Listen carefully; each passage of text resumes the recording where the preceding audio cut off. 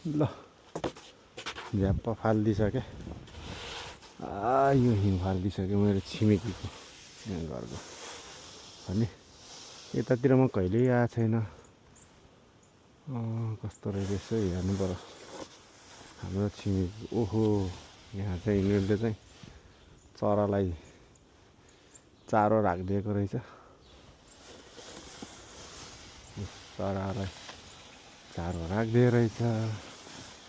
यता पुरा घना जङ्गल तेरि यहाँ त टन्नै रहेछ।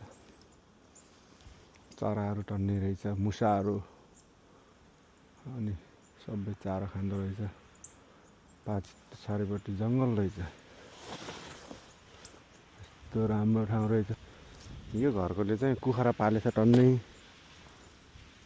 अनि अहिले यतातिर मैले टन्न कुखुराहरू चरेको थिएँ। त्यहाँ रहेछ खोर बनाएर पालेको रहेछ कुखुरा। कस्तो जङ्गलमा मजाले खोर बनाएर। यस्तो हिउँमा पनि खासै तातो चाहिन्न रहेछ कुखुरालाई यार।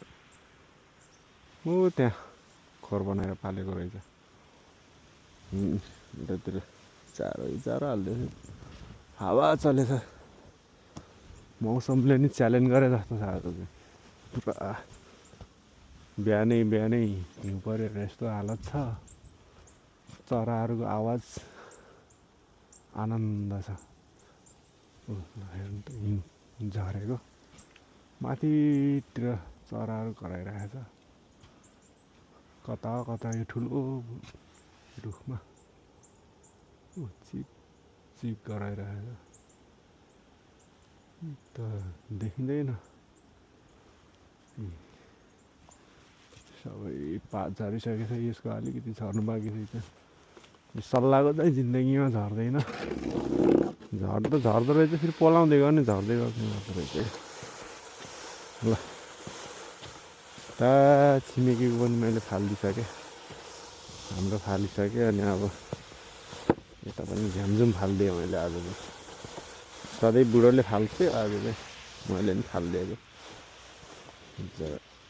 यहाँको छिमेकी दाइले जहिले फालिदिनुहुन्थ्यो। अब उसले सकेर छिटो फालेर हाम्रो यताको पनि फाल्नु आउँथ्यो। आज चाहिँ मैले पुरा अगाडि नि सब फालिदिएँ। यो बाटोतिरको चाहिँ उसले फाल्छ, नगरपालिकाले फाल्छ। नुन छरिदिन्छ।